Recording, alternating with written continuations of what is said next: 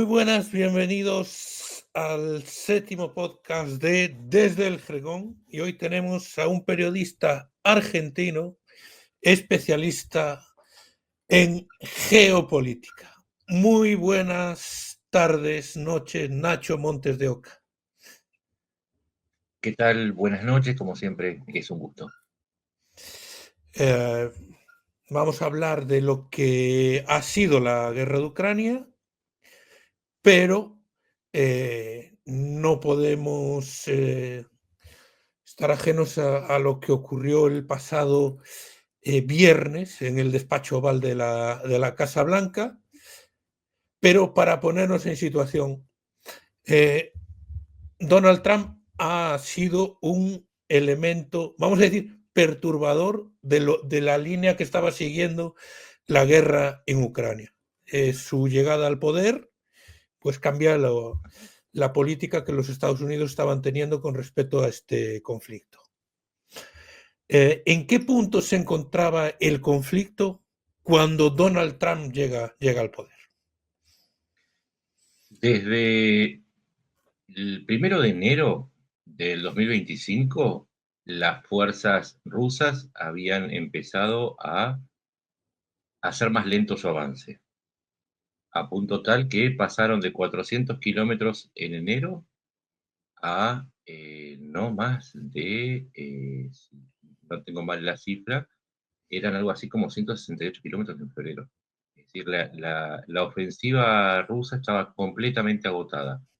Y esto tiene que ver mucho con que había un cálculo, y esto ya a esta altura, por las complicidades que uno empieza a notar, no había ninguna duda que Putin había puesto todo lo que tenía para hacer el avance máximo hasta que llegara Donald Trump al poder y desde allí intentara forzar algún tipo de tregua que le permitiera rehacerse. De allí que el gasto de hombres y de equipos haya sido escandalosamente alto desde septiembre, desde el 2024 hasta enero del 2025.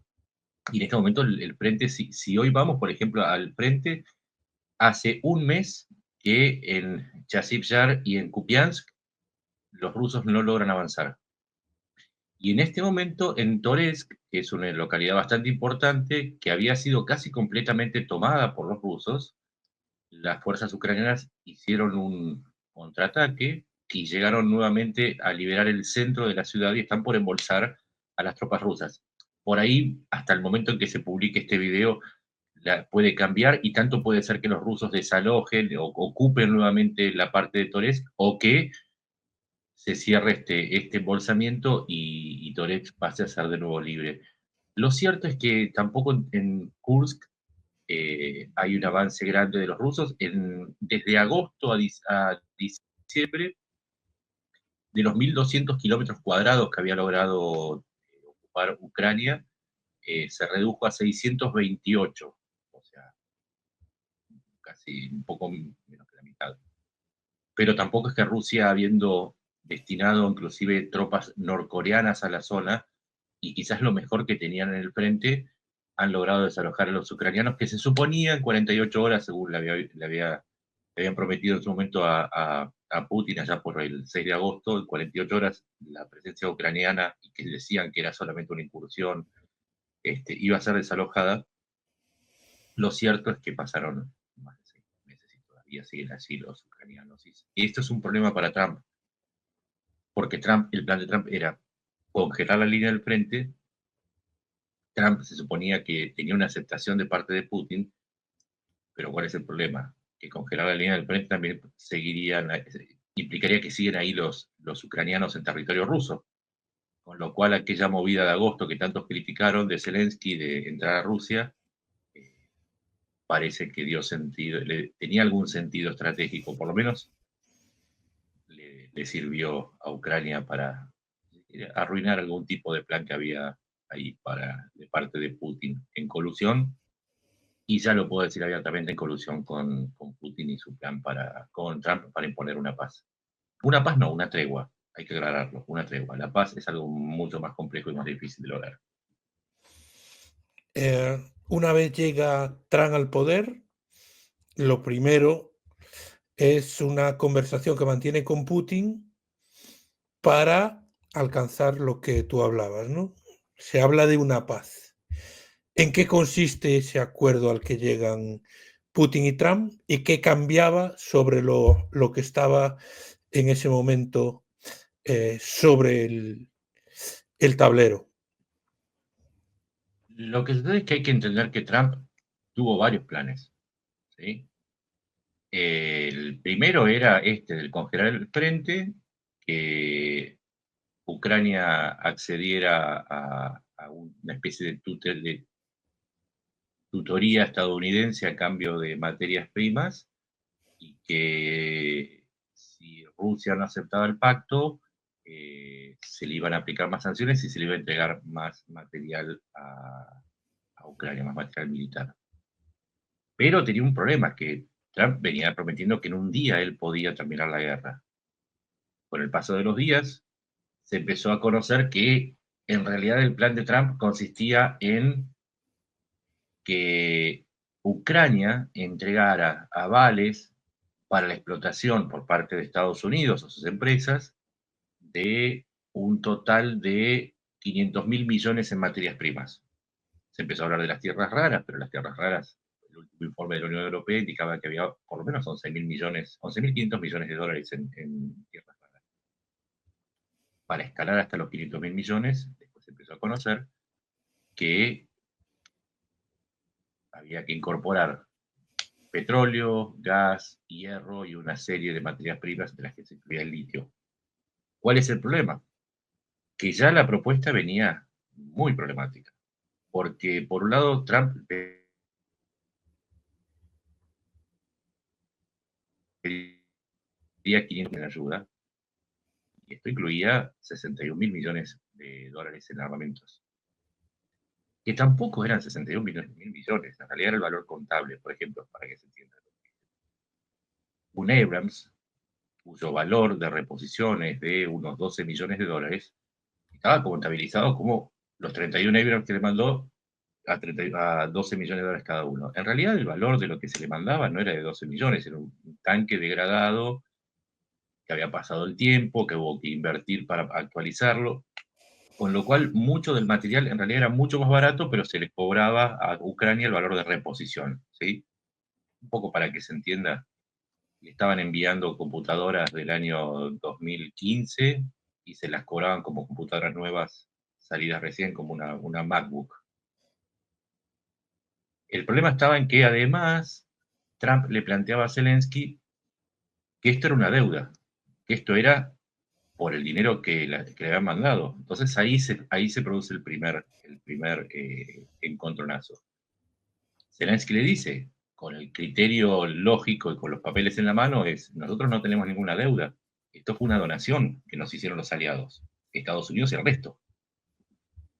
Entonces, de lo que estamos hablando es de material futuro. Lo pasado está pasado porque no se firmó nada. Esto no fue un préstamo. Es ahí donde Estados Unidos, o sea, Trump, decide sacar del juego a Zelensky y organiza una cumbre bilateral en Arabia Saudita entre Marco Rubio, el secretario de Estado, y el ministro de Relaciones Exteriores ruso Lavrov, dejando de lado totalmente no solamente a Ucrania, sino también a los europeos. Los europeos, hay que recordar que el conflicto de Ucrania ocurre en Europa. O sea, es un conflicto que, además, por las amenazas de Putin, le interesa a Europa. Es ahí donde, claro, Ucrania le dijo, no importa que estés negociando vos, yo no voy a firmar.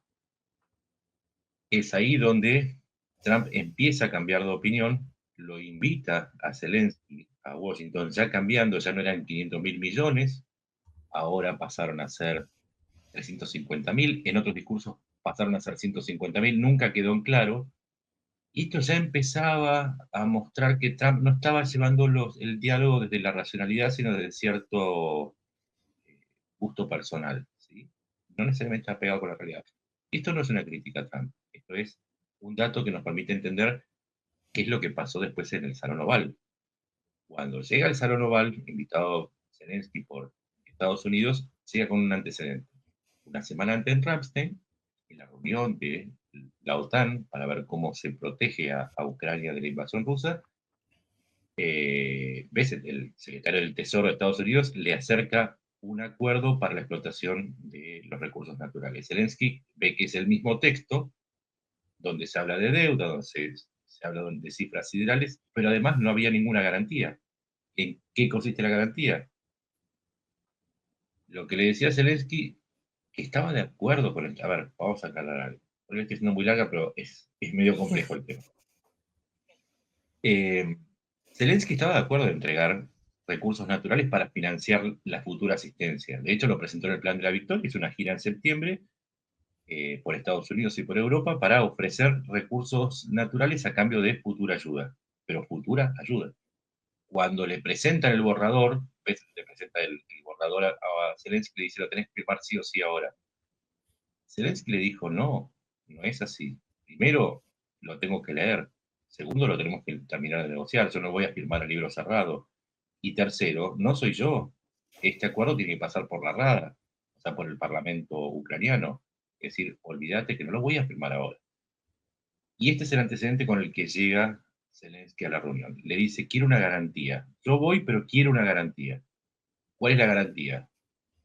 Que si yo te voy a dar mis recursos naturales, vos me tenés que garantizar dos cosas. Primero, que me vas a defender en caso de que ataque a Rusia.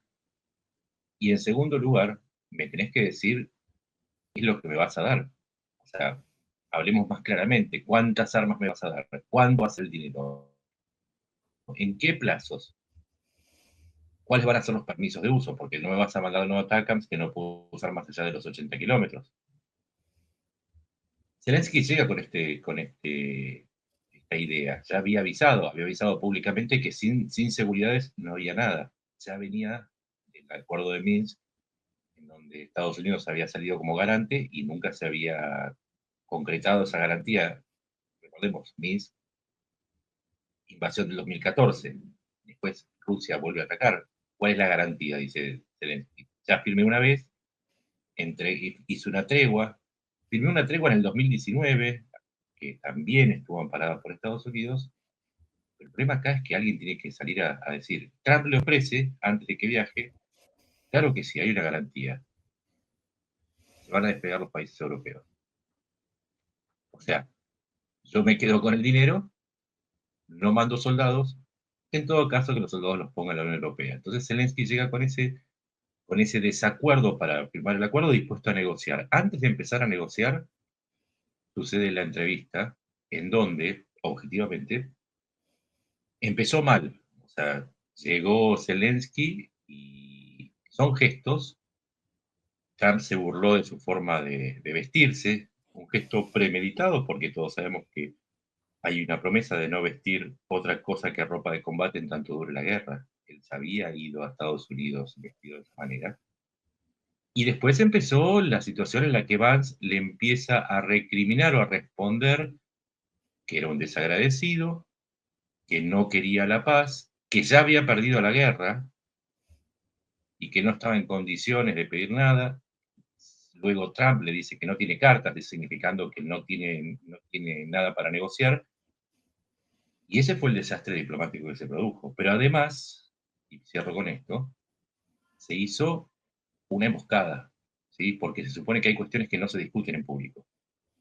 Se suponía que era una presentación donde iban a decir, nos vamos a sentar a negociar, y el planteo de Trump fue poner a Vance, que se conoce que es un rusófilo extremo, pero no extremo, prácticamente repite toda la narrativa rusa en cada entrevista. Entonces, dejarlo a Vance entrar en una reunión con Trump, se sabía que era para el desastre, y Trump tampoco hizo un rol de mediador, hizo un rol de proteger el error cometido por su vicepresidente. De manera que lo que salió fue esto, y hoy por hoy las relaciones entre Ucrania y Estados Unidos están en coma. No se ve por ahora una salida. El Zelensky dice que él no tiene problema en seguir negociando, pero hay dos cosas que no negocia. Uno es las garantías para su seguridad, y el otro es que el cese el fuego no lo va a firmar a menos que haya motivos para hacerlo. Cese el fuego, tregua. no paz. La paz se termina cuando Rusia se salga del territorio ucraniano. Esa es la única forma. O caiga Ucrania. Son las dos únicas opciones para que haya paz. Bueno, en esa reunión, Trump le dice que el estúpido, el estúpido de Biden le dio 350.000 millones de dólares y que yo entiendo que él quiere recuperar a través de las tierras raras. Lo había dicho días antes en unas declaraciones que no solo quería recuperar el dinero, sino ganar más en el futuro. ¿Crees que tiene Claro, una pero ese es el problema. motivación económica? Es que los mismos documentos del Departamento de Defensa dicen que la ayuda llegó, la ayuda efectiva, no la prometida, la ayuda efectiva que llegó a Ucrania, escala los 96.000 millones de dólares. Acá está el problema. Al mentir sobre los 350.000 millones de dólares, porque no hay forma de mostrar que le entregó 350.000 millones, le está diciendo que quiere, por cada dólar enviado, por cada dólar nominal, porque recién explicamos, ¿no? No es lo mismo decir, a ver, yo te mando un misil Patriot que sale 100.000 dólares, pero que depreciado por el paso del tiempo y la superación tecnológica está el valor de los 70.000. Entonces, por cada reposición de misil de 100 dólares, vos querés que te pague, de 100.000 dólares, querés que te pague 350.000. Eso es no solamente un problema de extorsión y aprovechamiento de un país que está en guerra, sino que es y de cara a Ucrania. Cuando Ucrania todavía tiene que hacer para la reconstrucción ucraniana, que va a costar por lo menos 600.000 millones, no supera los 200.000 millones de dólares. O sea, tiene que conseguir 3 PBI y aparte Trump le quiere cobrar Dios, o sea, no tiene, es un negocio que es ruinoso y que cualquiera con dos dedos de frente se daba cuenta que. Entonces, lo que estaba en juego era que Trump le pedía prácticamente 2 PBI y medio a cambio de ninguna garantía. Y del otro lado estaba Putin, esperando, con quien había negociado unilateralmente, o sea, bilateralmente, mejor dicho, que además es famoso por no cumplir con sus acuerdos. Entonces, si vos tenés enfrente un tipo que no cumple con sus acuerdos, lo mínimo que pedís es una garantía, más si vas a hipotecar tu país. Entonces, más allá de las elucubraciones, porque acá corre mucho el tema de las preferencias de cada uno, eh, lo que ocurrió fue una emboscada en la que Zelensky viajó, en todo caso, para exponer el porqué de un no, o el porqué termina confrontando con Estados Unidos, que dicho sea de paso, desde abril del 2024, en Estados Unidos no se aprueba otro paquete, un nuevo paquete de ayuda para Ucrania, mientras Europa sigue aprobando. Europa ya pasó por lejos, ya, si medimos en términos de la asistencia total asignada, o sea, en la que es entregada y la que está prometida, el 67% de la ayuda a Ucrania viene de Europa. 67%. ¿Sí? Entonces, no es que Estados Unidos tampoco es el gran benefactor, es menos del 40%. Y Ucrania ya está operando casi sin contar con Estados Unidos. Lo que quedan son 5.400 millones de dólares de armamentos, no queda más nada. Es más, en noviembre, un grupo de legisladores demócratas presentó un proyecto para reforzar para el año 2025 la ayuda militar a Ucrania. Mike Johnson, que es el speaker, o sea, el jefe de la Cámara Baja, dijo que eso lo decidía la nueva administración. Llegó Trump, y no es que para estimular la negociación dijo, tengo disponible, no sé, 20.000 millones de dólares en asistencia que si vos salís de acá con la firma te los cedo. No, es peor todavía, porque además, en todo este caso, si bien confirmó las sanciones a Rusia, Trump no tomó ninguna medida contra Rusia en sí. De hecho, acaba de tomar dos medidas. Uno, desmantelar la oficina del Tesoro que monitoreaba y embargaba los bienes de los oligarcas rusos. La desmanteló, esto una semana después de subir al poder. Y acaba de Pete Hegseth, el secretario de Defensa, acaba de eliminar a Rusia como una ciberamenaza. O sea, más gestos no puede tener de afecto hacia Rusia y de encono hacia Zelensky, que en última instancia es el país invadido. Esas son cosas que por ahí hay que repetir por una cuestión de sentido común, pero Ucrania es el país invadido, no es que estamos hablando de un país que está queriendo sacar ventaja, se está defendiendo, tiene el 18,75% de su territorio ocupado.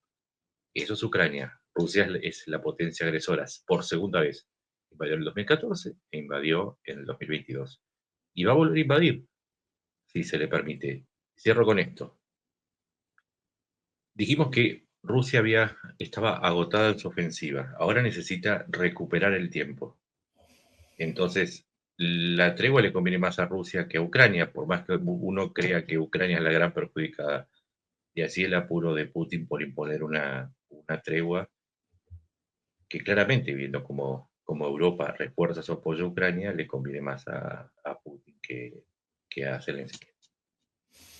Y Trump le dice directamente que sin la ayuda de Estados Unidos hubiese perdido la guerra en 2 semanas. Eso no es cierto.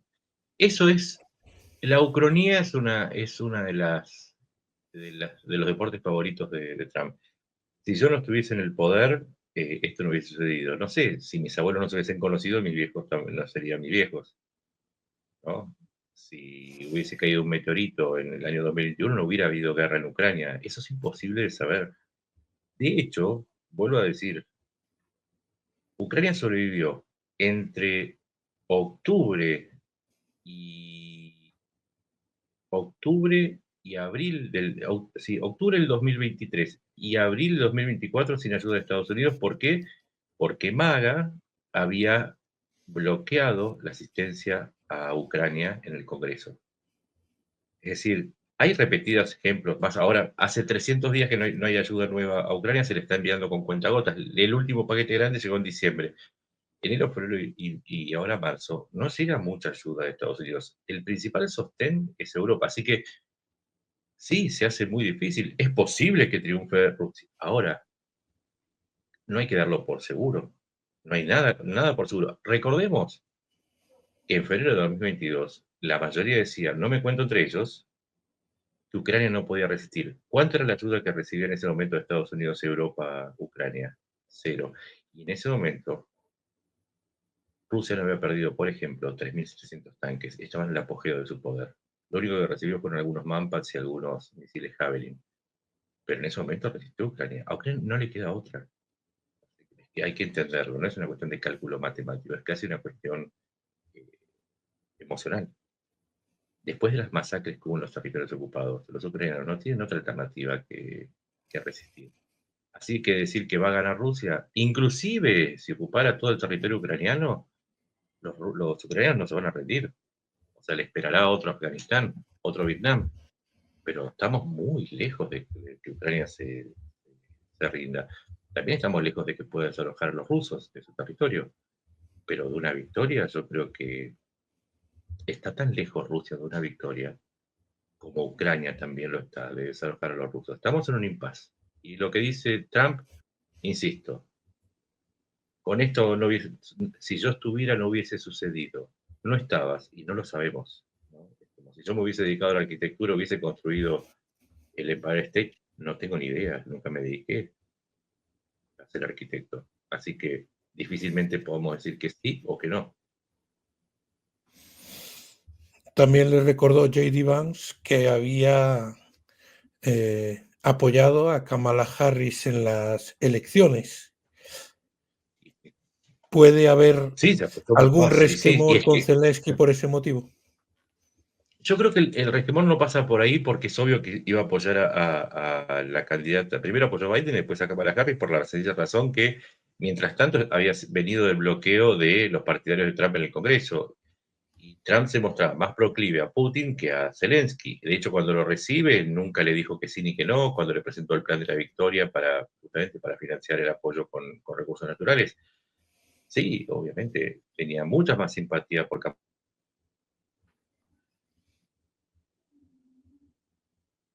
Harris. Necesita presentarse como el gran pacificador, ¿sí? Como el hombre que termina con todas las guerras. El problema es que las condiciones que presenta para poder cumplir su plan y quizás ganarse el Premio Nobel de la Paz no son aceptables para Ucrania, porque él no logra conciliar ese deseo de presentarse como pacificador con su faceta de empresario. Entonces, si le impone condiciones extorsivas y hasta humillantes a Ucrania, difícil va a ser lograr la paz, porque justamente son tan lejanas a la realidad de esas condiciones que le van a impedir cumplir con el propósito de presentarse como pacificador. Y precisamente porque del otro lado hay una persona como Zelensky que no tiene un carácter liviano. Si Zelensky, al que le ofrecieron retirarse de Kiev cuando empezó la invasión rusa, y viene hace 3 años resistiendo a Putin, difícil que se amedrente frente a Trump, que no invadió Ucrania, y que lo único que está diciendo es que él le quiere negar el 37% de la ayuda que recibe. Digo, si venís a enfrentarte a Trump, a Putin, y bueno, Trump no es demasiado rival, por lo menos para alguien como Zelensky, que además, a raíz de esta emboscada, recibió el apoyo de por lo menos de los países más gravitantes de Europa: Francia, Gran Bretaña, Polonia, Alemania, Italia. Y sumamos a España, y si querés sumamos a Holanda, a Suecia, Finlandia, prácticamente todos, excepto por Hungría de Orbán, la Eslovaquia de Fico y el silencio de los austríacos, pero el resto es que lo que está haciendo Trump es un repliegue estratégico, se está acercando demasiado a Rusia y está atacando a todos sus aliados. Recordemos, atacó a Dinamarca por la cuestión de Groenlandia, atacó a México y a Canadá. Canadá es miembro de la OTAN, una parte fundamental de la OTAN. Le impuso aranceles del 25% no solamente a la Unión Europea, sino también a Gran Bretaña. Impuso aranceles al aluminio y al acero, con lo cual afectó también a Corea del Sur y a Japón, que son también aliados. Amenazó con aranceles a Taiwán, en el momento que está siendo amenazado por China. Entonces, lo que le está diciendo Zelensky es, ojo, porque ese programa de relaciones exteriores está acompañado con la absoluta ausencia de agresividad hacia los enemigos tradicionales de la Alianza Occidental: Rusia, China, Irán, Corea del Norte. Y esa es la advertencia de Zelensky. Puede ser que esté convirtiendo a Estados Unidos en un paria respecto a sus aliados occidentales. Y sus aliados occidentales se están uniendo en desmedro de Washington. Entonces eso es lo que le está marcando Zelensky. Y en última instancia, también tiene mucho para perder. De los 61.000 millones de dólares que le entregó, el 60% se destinan a la industria armamentística de Estados Unidos. O sea, tiene mucho para perder, muchísimo para perder. De movida va a perder 37.000 millones de dólares su industria militar, porque la ayuda a Ucrania es algo que sale de los arsenales de Estados Unidos, que después ese dinero que supuestamente va a Ucrania no va a Ucrania. Se le paga a las empresas de armas para que cada misil Patriot que va a Ucrania fabrique otro y lo reponga a los arsenales de Estados Unidos. O sea, hay un montón de negocios. Europa puede de pronto no considerar un aliado, y ¿a quién le va a comprar armas? Va a preferir fabricarlas que comprarlas. Y ahí hay 110.000 millones de dólares. O sea, por donde uno lo vea, uno no entiende la estrategia. ¿Cuál es la ganancia que busca Trump? Si es agradar a Putin por algún motivo que no conocemos, es la única hipótesis factible, porque todo lo demás es torpeza estratégica. Em, Sobre esto quería ahondar un poco más. ¿Crees que la estrategia de Trump es acercarse a Rusia para alejarla de China, aunque alejar a Rusia de China es prácticamente imposible? No, yo escuché muchas hipótesis y no me cierra por ningún lado, porque Las economías por lo menos en la parte primaria, lo que es la extracción de recursos naturales, no son complementarias, son competitivas. O sea, compiten en la provisión de petróleo, de acero, de hierro, de todo de todos los materiales son competitivos, ¿sí? No son complementarios. Si se sumasen las dos ofertas, supongamos que se suman las ofertas de petróleo, son el primero y el segundo productor de petróleo. No, te decía que entonces la única explicación posible es una afinidad ideológica, un compromiso personal, que es también una posibilidad que no tenemos que descartar, o sencillamente que el pensamiento de Trump haya derivado en una especie de autoritarismo que no es compatible con el multilateralismo, o sea, con las alianzas, y una decisión de replegar a su país a un aislacionismo que también podría explicar por qué se separa de sus aliados, pero lo que no explica es la agresividad y la preferencia de los aliados como objetivo primario. Eso no lo explica. Entonces ahí tenemos un problema que es muy difícil entender qué es lo que quiere Trump, porque no se ve ninguna ganancia ni política ni económica. El pacto de los 500.000 millones, o 350.000, o 100.000, o lo que fuese, lo perdió. Un pésimo negociante, fue pésimo negociante. Uno dice, no, que él, hay que leer el libro que él escribió. Primero no lo escribió él lo cofirmó, lo escribió otra persona. Aún así, perdió el acuerdo con Ucrania, Groenlandia sigue en manos de los daneses, el canal sigue en manos de Panamá. O sea, ¿qué logró? 26 capos de los cárteles mexicanos, es la única ganancia que obtuvo, nada más. Para tanta energía que gasta y haber roto gran parte de la Alianza Occidental, yo no le veo la ganancia. Para mí no es un genio negociando, sino todo lo contrario. Después de su visita a la Casa Blanca, Zelensky visitó a Starmer en Gran Bretaña y después se reunió con los líderes europeos. ¿Qué papel juega Europa después de este desencuentro entre Zelensky y Trump? Zelensky logró, o Trump en su pelea con Zelensky logró darle a Europa la noción de que la tutoría estratégica y militar de Estados Unidos se está terminando, o por lo menos que no es un país confiable en tanto esté Trump. Así que estas reuniones lo que vienen a significar es que Europa se dio cuenta que tiene que construir su propia personalidad estratégica, que tiene que contar con sus fuerzas, tiene que contar sus soldados, aviones, buques, etcétera, y ver qué es lo que puede hacer con eso, y además darse cuenta que el acercamiento de Trump con Putin fortalece a Putin, y si Rusia es una amenaza a la existencia de Europa, no olvidemos que ha amenazado Putin con mandar armas nucleares y no a Estados Unidos, a Europa.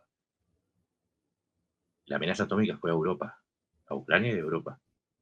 Entonces, lo que se dio cuenta Europa es que tienen que prepararse y que Trump, de alguna manera, está jugando para los objetivos políticos de Rusia. Por lo menos al debilitar a la Alianza Occidental, está haciendo el juego a Putin. Y eso es una cuestión de lógica. ¿Por qué Trump es tan pro Putin? A Europa no le importa eso. Europa está ahora pensando cómo salgo de este problema que me ha creado el nuevo presidente de los Estados Unidos. Pues veremos en los próximos meses lo que ocurre. Y por último, y estamos teniendo muchos problemas de conexión, está en Argentina Nacho, simplemente quería preguntarte, después de año y 4 meses de gobierno de Javier Milei, ¿cómo está la situación en Argentina? Porque llegan dos tipos de opiniones. Los que dicen que ha conseguido recuperar la política argentina, el tema de la inflación sobre todo, y los que dicen que esto es un desastre. ¿Con qué versión nos quedamos?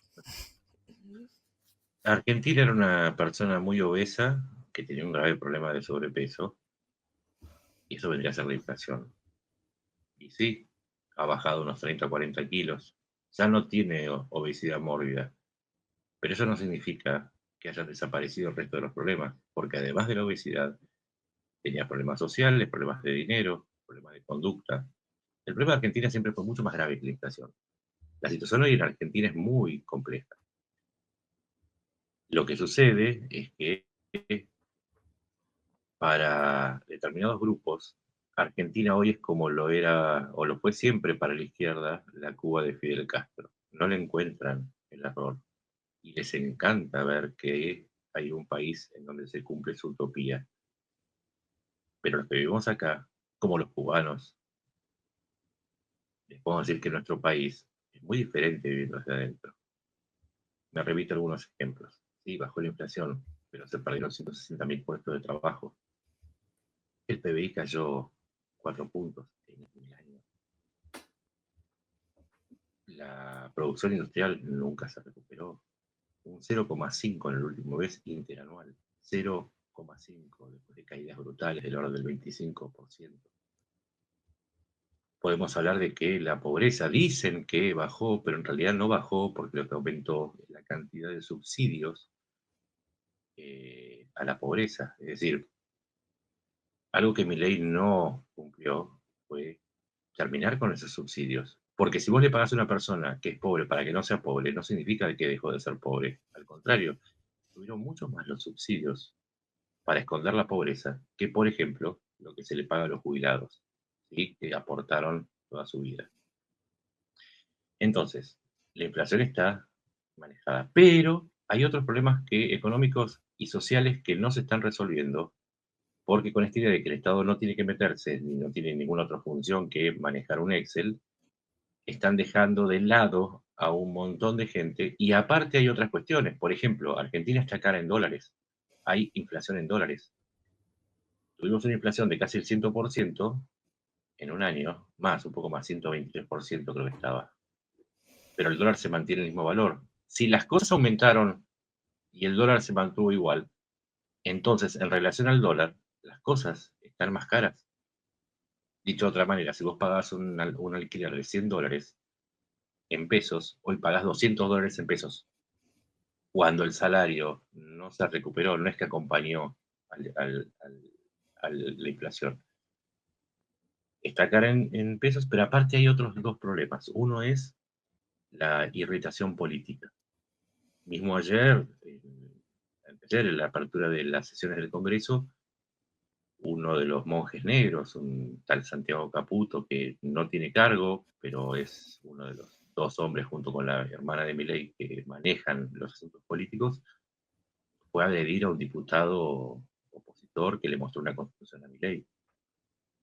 El clima de irritación política es insoportable, es muy parecido al que vivíamos en la época de los Kirchner, con mucho fanatismo, con extremo más fanatismo, con mucha violencia verbal, y ahora se agregan estos episodios de violencia, que además están alimentados, por ejemplo, con la estrategia defensiva frente a la participación de Milei en la estafa de la criptolibra, o no sé, una cripto, era un manejo para recoger 86 millones de dólares y alguien se lo llevó y Milei participó, y la defensa es más agresión diciendo que somos todos mandriles, porque la palabra que usa Milei es mandriles, para referirse a todos los que son críticos.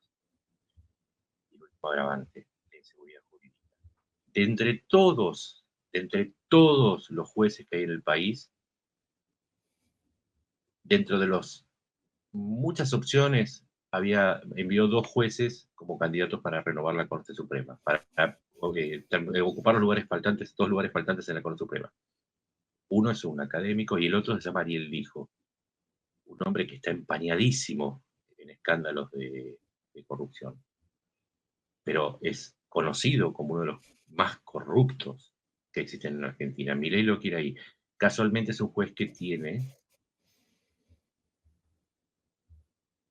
una causa en donde Milei está imputado precisamente por promover una estafa con criptos. Esa es la tercera estafa con criptos en la que está involucrado. Y no podemos decir mucho porque automáticamente aparecen las milicias digitales a atacar a los que somos críticos, que nada más pedimos explicaciones, que cuestionamos que este programa con el Estado ausente sea del todo adecuado para algunas cuestiones, como por ejemplo que muere gente en las rutas por falta de mantenimiento de las rutas porque el Estado terminó la obra pública, o que hay faltantes en algunos espacios de la salud porque hay que ahorrar. Entonces decimos, bueno, de Guatemala a Guatepeor, como decimos acá, ¿no? No estamos tan bien como dicen, pero hay que decirlo, es un excelente producto para presentarse en Estados Unidos y regalarle una motosierra a Elon Musk. Como producto, es maravilloso. Ahora, como me dejó un cubano una vez cuando viajé, si les parece tan bonito Cuba, vénganse a vivir ustedes acá y yo me voy a la casa de ustedes, porque desde acá lo que a ustedes les gusta no es tan bonito. Y el último escándalo de las criptomonedas, ¿cómo crees que va a terminar para Milei? Eh, yo creo que alguna vez que tomó intervención la justicia de Estados Unidos y la justicia de España, hay una altísima probabilidad de que termine su mandato y sea esté procesado. Va a tener que pagar algún tipo de costos porque la realidad es que él la promovió en el minuto cero y sin su participación la estafa no se constituía. Entonces las pruebas son demasiado abrumadoras y por esto que hablábamos de la irritación política. En lugar de entregar a los responsables y decir, tal asesor me los trajo, no me explicó correctamente qué era lo que sucedía, y entregarlo a la justicia se arropa en una pretendida invulnerabilidad e incapacidad para cometer errores. Entonces, judicialmente eso es un problema para él porque está atrapado en su personaje, entonces las consecuencias judiciales de que no colabora con la justicia son obvias.